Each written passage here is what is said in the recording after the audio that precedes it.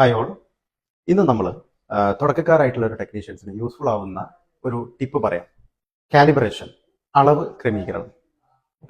അപ്പൊ എന്താണ് calibration? Calibration കൊണ്ടുള്ള യൂസ് എന്താണ്?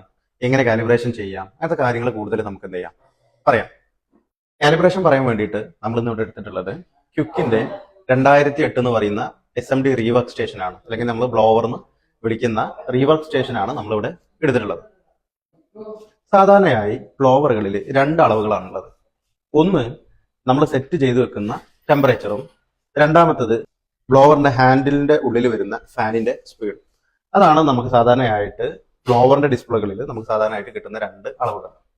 കുറച്ചു കാലം നമ്മൾ ഈ ബ്ലോവറുകൾ ഉപയോഗിക്കുന്ന സമയത്ത് നമ്മൾ സെറ്റ് ചെയ്ത ടെമ്പറേച്ചർ 360 300 ആണെങ്കിലും ഈ ഹാൻഡിലിന്റെ പുറത്ത് ചിലപ്പോൾ അത്രത്തോളം ടെമ്പറേച്ചർ കിട്ടണമെന്നില്ല. കിട്ടാത്ത സാഹചര്യത്തിൽ നമ്മൾ കമ്പൗണ്ട് എടുക്കുമ്പോഴും IC വർക്ക് ചെയ്യുമ്പോഴൊക്കെ അതിന്റെ പ്രശ്നങ്ങൾ ഉണ്ടാവും. നമ്മൾ സെറ്റ് ചെയ്ത് ടെമ്പറേച്ചർ ഒന്നും വരൂല, കമ്പോണന്റ് പിക്ക് ചെയ്യാനും മറ്റും നമുക്ക് ഒരുപാട് ബുദ്ധിമുട്ട് കാര്യങ്ങൾ നേരിടേണ്ടി വരും.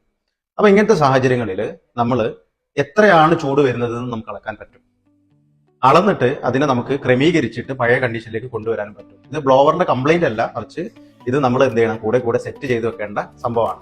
ഈ ചെയ്യുന്ന പ്രക്രിയക്കാണ് നമ്മൾ എന്ത് പറയുന്നത്, കാലിബ്രേഷൻ എന്ന് പറയുന്നത്. കാലിബ്രേഷൻ ചെയ്യുമ്പോൾ നമുക്ക് രണ്ട് സ്റ്റെപ്പുകളായിട്ട് കാലിബ്രേഷനെ നമുക്ക് തിരിക്കാം. ഫസ്റ്റ് വൺ ചെക്കിംഗ് ആണ്. ചെക്കിങ്ങിൽ എത്രത്തോളം ചൂട് ബ്ലോവറിൽ നിന്ന് വരുന്നുണ്ട് എന്ന് നമുക്ക് എന്ത് ചെയ്യാം, ചെക്ക് ചെയ്യാം. രണ്ടാമത്തെ സ്റ്റെപ്പാണ് നമ്മൾ ബ്ലോവറിനെ ക്രമീകരിക്കുക, കാലിബ്രേഷൻ ചെയ്യുന്നത്.